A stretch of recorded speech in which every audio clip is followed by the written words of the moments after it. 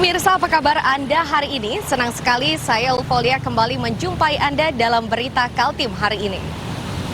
Sejumlah berita penting telah kami siapkan untuk Anda dan berikut di antaranya.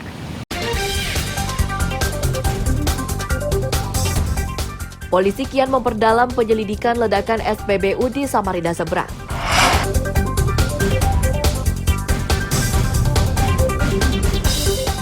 Bocah laki-laki berusia 9 tahun yang tenggelam di Sungai Mahakam ditemukan tidak bernyawa.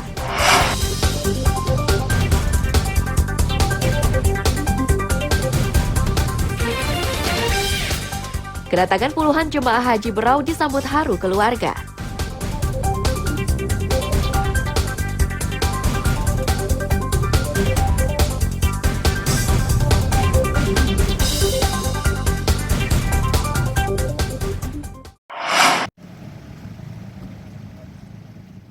Polisi di Samarinda kian memperdalam penyelidikan ledakan tangki bawah tanah SPBU berkapasitas 30.000 liter di Kampung Baka, Samarinda Seberang. Bahkan Inafis Satreskrim Polresta beberapa kali diterjunkan untuk mencari bukti baru terkait ledakan yang melukai 2 pekerja tersebut. Meski pendalaman terus dilakukan, namun Kapolresta Samarinda, Komisaris Besar Polisi Arif Fadli, masih mempertimbangkan untuk mendatangkan Puslap 4 Mabes Polri.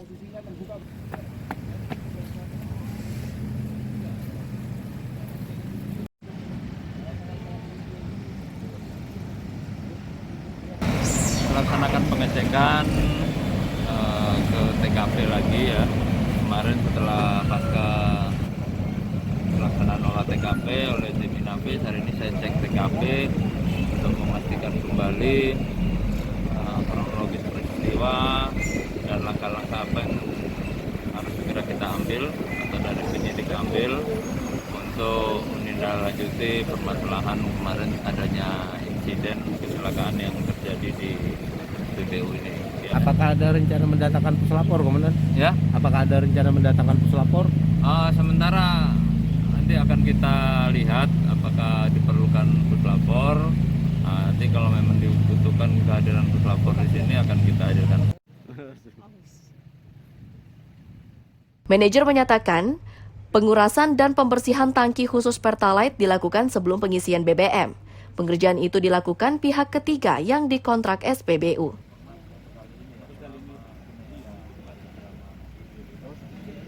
Per hari pertama hari itu memang ini kan selesaikan sehari aja. Iya, sehari aja sebetulnya pelaksanaan planning baru. Pertalite aja atau tiga-tiganya, Pak? Pertalite aja. Pertalite ya. Iya. Itu namanya CP Sindo Adi Pratama. CP Sindo. Iya. Ini yang vendornya ya? Iya. Vendor. Samarinda ya itu ya, Pak. Iya. Sorry. Balikpapan. Balikpapan. Malah saya nggak tahu nih Balikpapan malah. Kapan ya? Jadi ada beberapa vendor yang inilah yang dipilih gitu Pak Haji ya? Pilih, iya. Siap. Ada juga sistem apa namanya? Oh, memang sudah sering kerja sama mereka ya? Baru kali ini. Oh, Baru kali ini ya. Kita baru kali kasih ini kan. Meski ledakan itu melukai 2 pekerja, namun belum ada pihak yang dijadikan tersangka. Tangki bawah tanah itu meledak saat akan dibersihkan oleh 2 pekerja tersebut. Amir Hamzah Iswanto melaporkan dari Samarinda.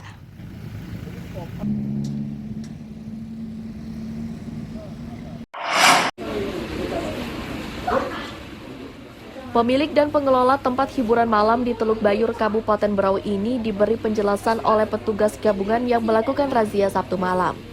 Beberapa pengunjung diminta menunjukkan identitas diri. Petugas pun memeriksa minuman keras yang dijual di tempat hiburan tersebut. Camat Teluk Bayur menyatakan, razia ini digelar untuk menindaklanjuti keluhan warga yang risih oleh aktivitas tempat hiburan malam. Meski begitu, dari razia tersebut tidak ada barang bukti yang disita oleh petugas.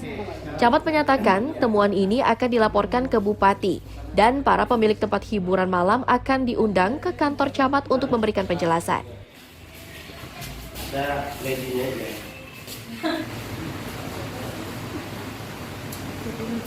Dari pertama segala KTP, yang pasti KTP, apakah usia mereka masih di bawah umur atau sudah di atas. Yang kedua juga rahasia miras, beberapa jenis miras memang kami temukan juga di situ. Nah, terus tindak lanjut dari kecamatan yang khusus KTP seperti apa, Bu? Ya, itu nanti langsung kami laporkan juga ke perwajib. Karena kalau di bawah umur kasihan juga. Itu perlindungan anak itu nggak bisa juga itu melanggar aturan. Oke. Apakah yang nanti para pemilik kafe akan dipanggil ke kecamatan dulu, Bu? Pasti itu untuk mami-maminya akan kami panggil satu persatu. Kami panggil semuanya, kita duduk bersama dulu. Untuk apa itu, Bu? Dalam rangka apa kalau dipanggil? Pertama dalam bentuk usia dulu. Jadi jangan sampai memperkerjakan anak di bawah usia. Batasnya 18 tahun. Oke. Di kawasan Teluk Bayur ini terdapat beberapa tempat hiburan malam. Mereka tersebar di 2 lokasi, yakni kilometer 5 Rinding dan Jalan Utama Teluk Bayur, Labanan. Amir Hamzah, Miko Gusti melaporkan dari Kabupaten Berau.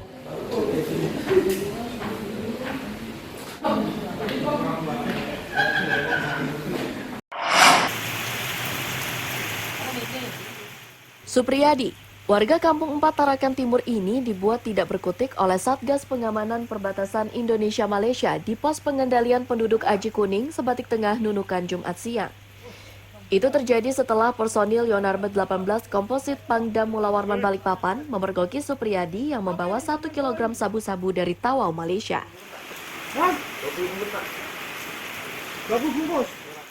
Dan Satgas Perbatasan Indonesia-Malaysia, Letnan Kolonel Artileri Medan, Yudi Ari Irawan menyatakan, penangkapan ini bermula kecurigaan petugas melihat gelagat pelaku.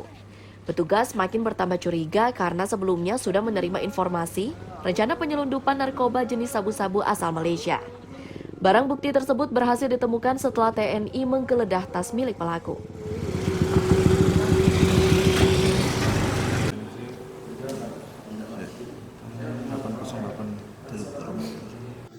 Kami sebentar lagi kurang lebih seminggu akan kembali.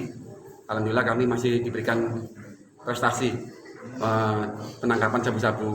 Jadi pagi tadi kami mendapatkan informasi bahwa anggota kami di Pos Aji Kuning mendapatkan orang yang dicurigai membawa barang akan melewati dari Tawau melewati ke Sebatik.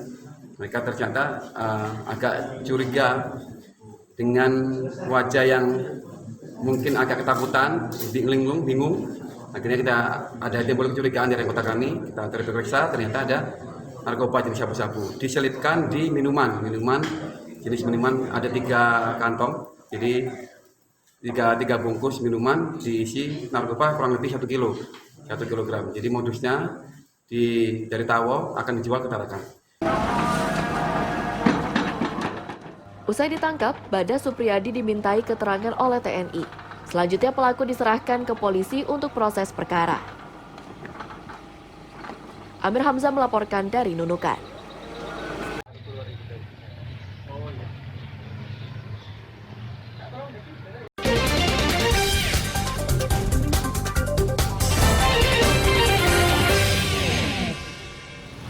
Kembali masih bersama saya Ulfolia, pemirsa kembali kami sampaikan 3 berita utama Kaltim hari ini.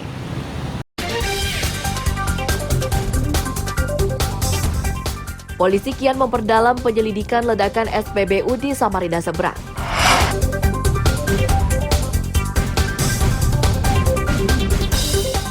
Bocah laki-laki berusia 9 tahun yang tenggelam di Sungai Mahakam ditemukan tidak bernyawa.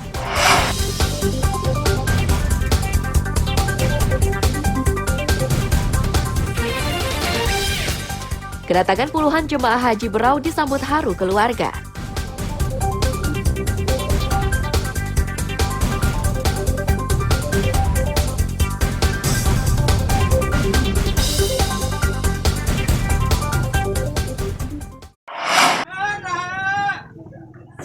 Tim SAR gabungan di Samarinda Minggu siang berhasil menemukan Nur Wahid, bocah berusia 9 tahun yang dilaporkan tenggelam di Sungai Mahakam, kawasan Samarinda Seberang.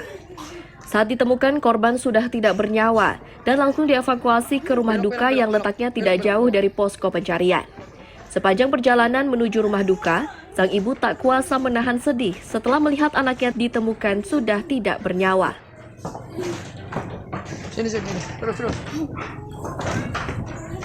Kepala Kantor Pencarian dan Pertolongan Balikpapan menyatakan, korban ditemukan mengapung di permukaan sungai berjarak 60 meter ke arah hilir dari titik tenggelam.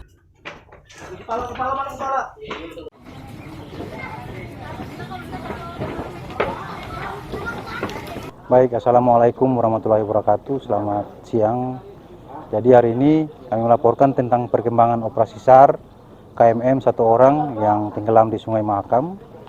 Jadi hari ini pada pukul 10.40 tim SAR gabungan berhasil menemukan korban dalam kondisi MD, dan sementara ini korban sudah diserahkan ke pihak keluarga untuk dilakukan tindak berikutnya. Untuk itu kami atas nama pimpinan kami mengucapkan terima kasih atas dukungan dan kerjasamanya, terutama kepada rekan-rekan dari Damkar, di sini dalam hal ini dihadiri oleh Kepala Dinas juga, dan kepada unsur SAR yang lain. Pencarian korban tenggelam bernama Muhammad Nur Wahid ini mulai dilakukan tim SAR gabungan sejak Jumat malam. Korban dilaporkan tenggelam saat mandi dan berenang di Sungai Mahakam usai bermain. Amir Hamzah Iswanto melaporkan dari Samarinda.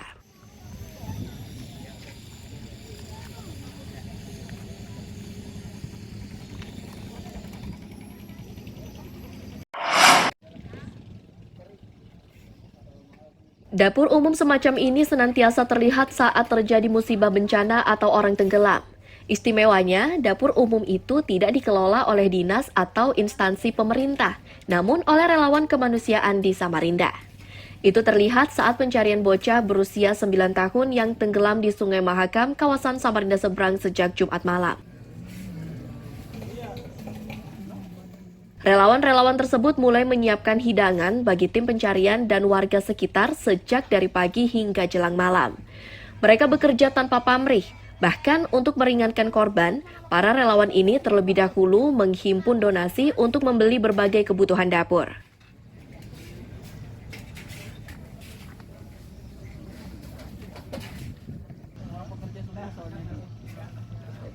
Hari ini kan ada dapur umum berdiri ya. Ini memang kegiatan rutin atau gimana setiap kejadian? Nah, setiap TKP ada mencakup wilayah kami. Nah, wilayah seberang lah istilahnya kan. Nah, gitu. Jadi selalu turun ya ke sini ya?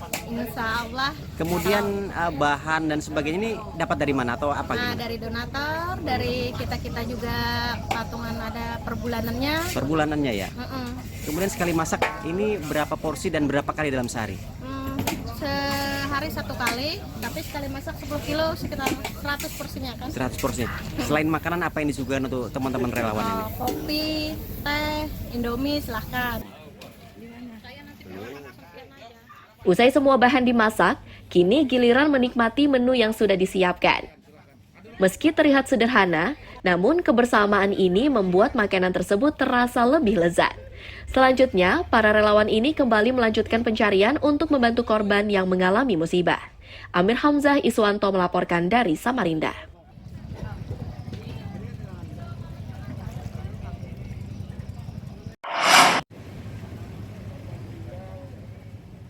Guest house atau rumah singgah Bona, Jalan Pangeran Hidayatullah Samarinda, Jumat siang mendadak geger. Itu terjadi setelah salah satu penginap berjenis kelamin pria ditemukan tidak bernyawa di tempat tidurnya di kamar nomor 9. Polisi yang menerima informasi tersebut secepatnya menerjunkan tim Inafis untuk memeriksa jasad tersebut dan mengevakuasinya ke rumah sakit guna diperiksa oleh dokter rumah sakit.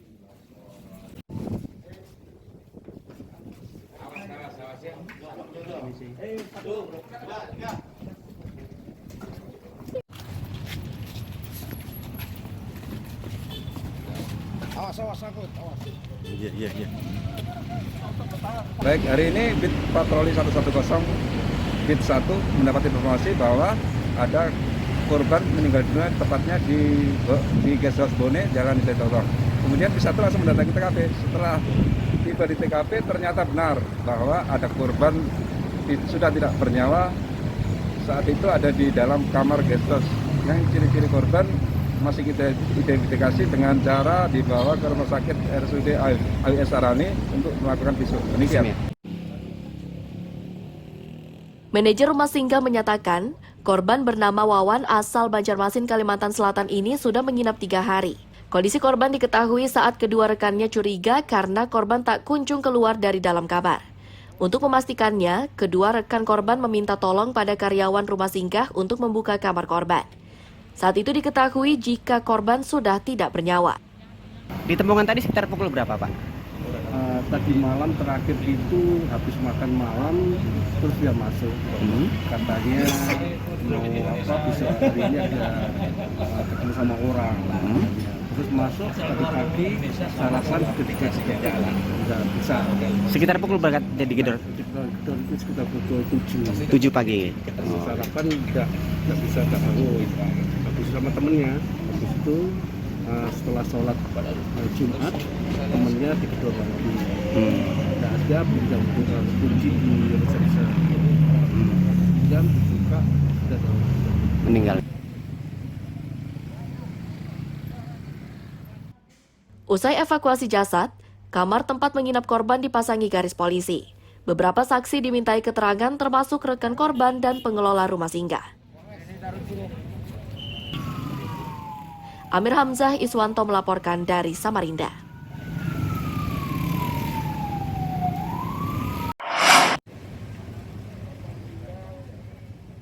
Guest house atau rumah singgah Bona, Jalan Pangeran Hidayatullah Samarinda, Jumat siang mendadak geger. Itu terjadi setelah salah satu penginap berjenis kelamin pria ditemukan tidak bernyawa di tempat tidurnya di kamar nomor 9. Polisi yang menerima informasi tersebut secepatnya menerjunkan tim Inafis untuk memeriksa jasad tersebut dan mengevakuasinya ke rumah sakit guna diperiksa oleh dokter rumah sakit.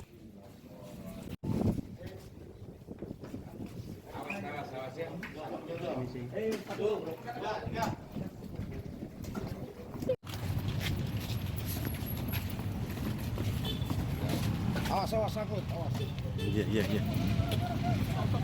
Baik, hari ini Bit Patroli 110 Bit 1 mendapat informasi bahwa ada korban meninggal dunia tepatnya di Guest House Bone, Jalan Hidayatullah. Kemudian Bit 1 langsung mendatangi TKP. Setelah tiba di TKP ternyata benar bahwa ada korban sudah tidak bernyawa saat itu ada di dalam kamar guest house. Yang ciri-ciri korban masih kita identifikasi dengan cara dibawa ke rumah sakit RSUD AWS Sarani untuk melakukan visum. Demikian. Manajer rumah singgah menyatakan, korban bernama Wawan asal Banjarmasin, Kalimantan Selatan ini sudah menginap 3 hari. Kondisi korban diketahui saat kedua rekannya curiga karena korban tak kunjung keluar dari dalam kamar. Untuk memastikannya, kedua rekan korban meminta tolong pada karyawan rumah singgah untuk membuka kamar korban. Saat itu diketahui jika korban sudah tidak bernyawa. Ditemukan tadi sekitar pukul berapa, Pak? Tadi malam terakhir itu habis makan malam terus dia masuk. Katanya mau bisa hari ini ada ketemu sama orang. Terus masuk tadi pagi sarapan ketika jalan udah bisa. Sekitar pukul berapa jadi gedor? Itu sekitar pukul 7 pagi. Sarapan nggak bisa bangun. Habis sama temennya. Habis itu setelah sholat Jumat temennya digedor lagi. Nggak ada pinjam kunci di resepsi. Jam dibuka sudah meninggal. Usai evakuasi jasad, kamar tempat menginap korban dipasangi garis polisi.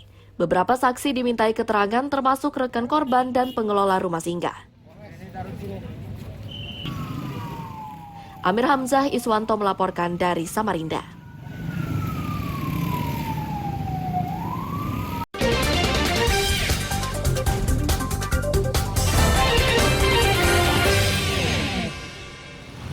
Kembali masih bersama saya Ulfolia, pemirsa kembali kami sampaikan 3 berita utama Kaltim hari ini.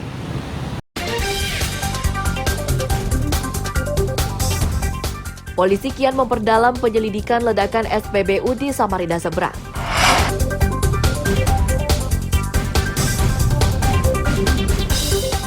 Bocah laki-laki berusia 9 tahun yang tenggelam di Sungai Mahakam ditemukan tidak bernyawa.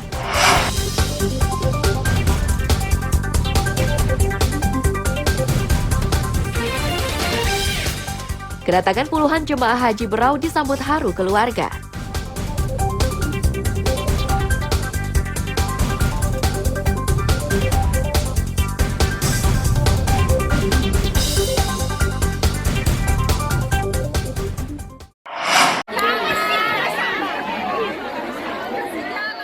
isak tangis haru di pintu kedatangan Bandara Kalimarau Teluk Bayur Jumat siang mewarnai penyambutan kedatangan jemaah haji Kabupaten Berau.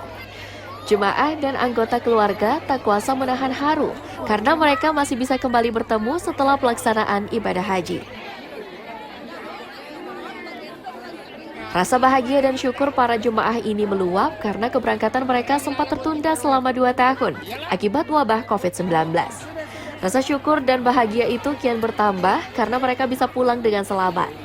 Para jemaah juga senang karena sepanjang pelaksanaan ibadah mereka mendapat layanan maksimal dari petugas haji.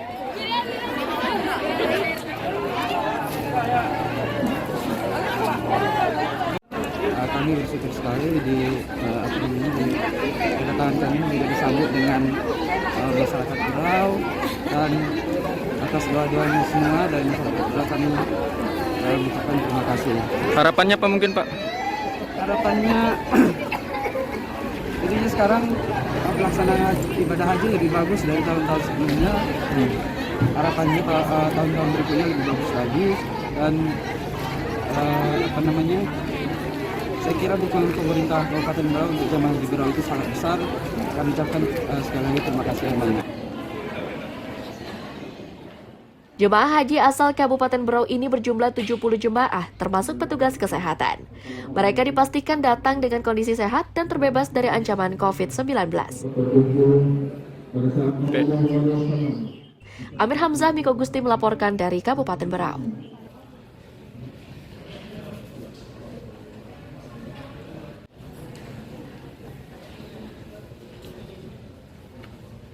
Assalamualaikum warahmatullahi wabarakatuh.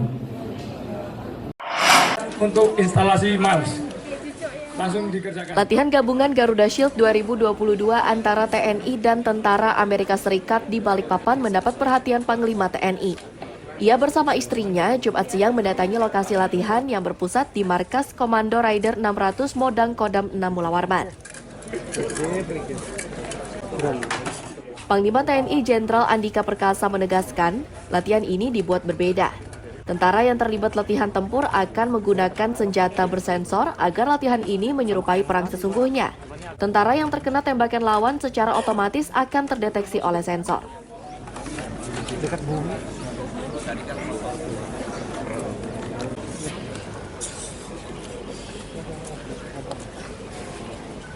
Ini dimulai sebetulnya dari teori kelas selama 4 hari, dan itu sudah dilakukan. Kemudian mulai hari ini memperkenalkan miles. Jadi kalau coba siapa tadi salah satu yang sudah pakai miles dari rekan kita saja, 1 orang aja. Nah, ini juga alat mereka. Nah ini yang ini adalah alat mereka, dan kalau dilihat ini semua ada sensor-sensor. Coba balik kanan. Nah, terus senjatanya pun, nah ini khususnya ini adalah juga yang terhubung. Ini adalah sistem untuk membuat latihan, ya terima kasih. Untuk membuat latihan itu realistis walaupun pelurunya bukan peluru tajam. Super Garuda Shield tahun 2022 merupakan latihan gabungan terbesar dan tersebar di beberapa lokasi diikuti 14 negara. Khusus di Kodam 6 Mula Warman, latihan perang ini hanya dilakukan oleh TNI dan Tentara Amerika Serikat. Amir Hamzah, David Purba melaporkan dari Balikpapan.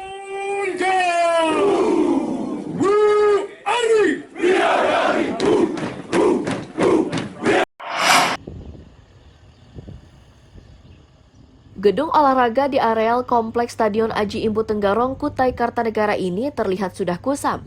Beberapa bagian sudah berubah warna akibat rembesan air hujan. Kondisi serupa juga terjadi pada gedung utama yakni Stadion Aji Imbut. Kepala Dinas Pemuda dan Olahraga atau Dispora Kutai Kartanegara, Aji Ali Husni menyatakan, kondisi Stadion Aji Imbut ini merupakan dampak terbatasnya anggaran.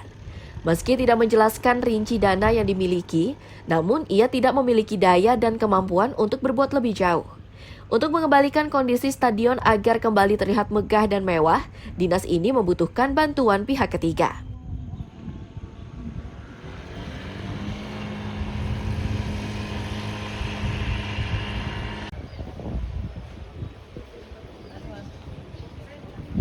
Cuma memang dari segi kebutuhan memang belum sepenuhnya bisa teranggarkan, belum bisa mengcover seluruh wilayah yang saat ini kita tetapi alhamdulillah dengan kita berbicara dengan pihak ketiga pun mau untuk membantu sisa-sisa yang memang tidak tercover di dalam anggaran kita.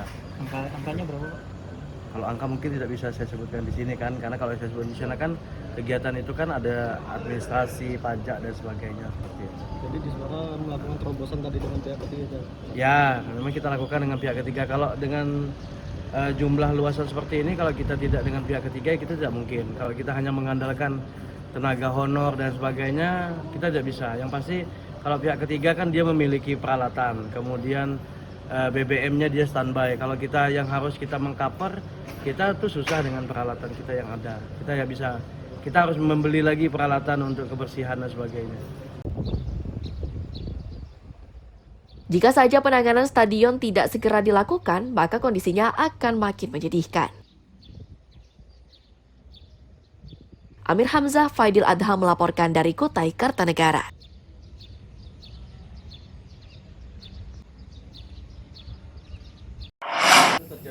Cukup arahkan 45 derajat. Semburan api di bagian ujung selang kompor gas dengan mudah dipadamkan petugas damkar. Caranya sederhana, yakni warga jangan panik dan cepat melepas regulator yang menempel di kompor gas. Praktik ini diberikan pada warga Jalan Imam Bonjol, Gang Bahagia yang mengundang damkar untuk membagikan pengetahuan teknik mengantisipasi musibah kebakaran di permukiman. Apabila terdeteksi ada aroma gas. Edukasi penanganan ancaman kebakaran ini tidak hanya diberikan untuk kebocoran tabung gas LPG, namun juga pada kobaran api di peralatan memasak. Salah satu upayanya yakni dengan menyiapkan handuk yang dibasahi untuk kemudian ditutupkan pada kobaran api. Bentar ya. Ini, ada yang panik main lempar.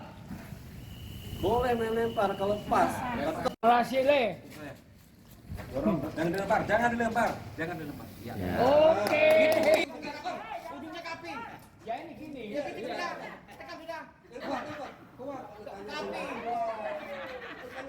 Paling tidak penanganan awal apabila terjadi yang namanya api. Baik itu arus pendek dan kebakaran gas. Jadi Bapak Ibu semua siap untuk melaksanakan baik pemadaman tradisionalnya, baik pemadaman yang menggunakan apar. Kalau mereka siap. Kemudian untuk apar sendiri di lingkungan sini, menurut data damkar apa sudah seluruhnya memiliki atau gimana? Ya, jadi menurut data dari PRT, dari objek di depan mereka sudah punya apar semua. Jadi di sini dapat bantuan 7 apar itu tercover dari semua warga yang. Tarik pinggang yang kuat. Warga menyatakan inisiatif mendatangkan Disdamkar ini untuk mengantisipasi ancaman kebakaran yang sering terjadi di bulan Agustus. Kegiatan ini pun dipastikan akan dilaksanakan di semua RT di Kelurahan Pelabuhan. Kompor. Ya, anunya gasnya. Gas. Bapak nggak bisa melihat gas itu meledak, Pak. Anu tabungnya juga. Tabungnya terbakar gitu ya. Ini ada sosialisasi dari pemadam kebakaran untuk menanggulangi, apalagi di bulan Agustus ini kan sering terjadi bencana kebakaran. Jadi dari inisiatif dari RT dan Kelurahan Pelabuhan mengundang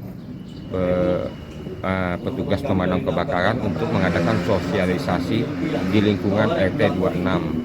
Jadi ini khusus warga RT 26 Pak ya atau ada warga lain? Termasuk ini khusus RT 26. Dia keliling setiap kelurahan pelabuhan, masing-masing RT dia ada sosialisasi untuk menanggulangi bencana kebakaran.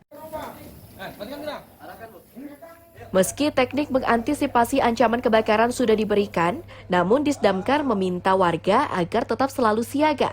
Salah satunya yakni harus mematikan kompor saat akan bepergian. Amir Hamzah dan Iswanto melaporkan dari Samarinda.